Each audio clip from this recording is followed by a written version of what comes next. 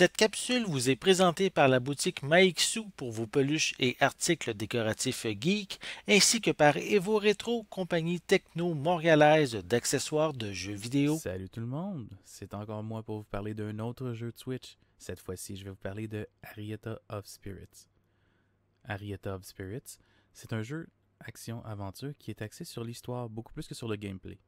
Dans le jeu, tu incarnes Arietta, une jeune fille qui veut passer un peu de temps au chalet de sa grand-mère qui malheureusement est décédée l'année auparavant.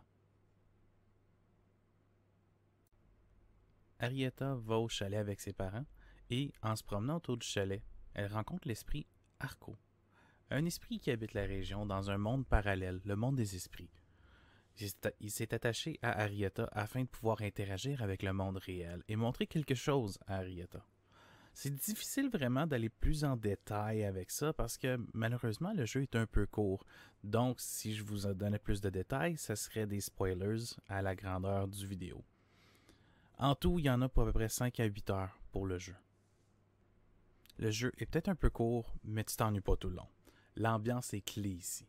Le style visuel, un peu 2D, 16 bits, est super fluide.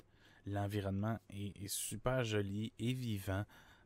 La musique et les effets sonores se marient bien pour former un tout qui entraîne dans un univers qu'ils ont créé.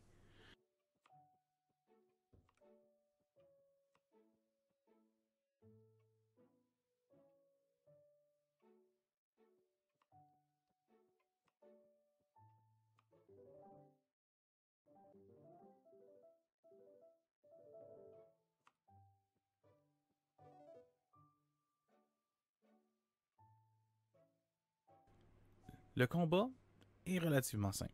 Ça va rappeler un peu le style de Zelda A Link to the Past ou les jeux comme ça à vue d'oiseau. Au fur et à mesure que le jeu avance, évidemment, tu débloques des compétences additionnelles qui vont t'aider à combattre les nouveaux ennemis qu'ils vont te donner à ce moment-là. C'est relativement facile, relativement simple, mais j'ai pas trouvé que c'est un problème. Évidemment, l'ambiance en général essaie de mettre l'emphase sur autre chose que le combat, autre chose que le gameplay. Sans dire que le gameplay est plate, euh, parce que c'est pas le cas. Mais ça nous amène à nous concentrer sur des patterns spécifiques des ennemis qu'il faut suivre pour essayer de les vaincre.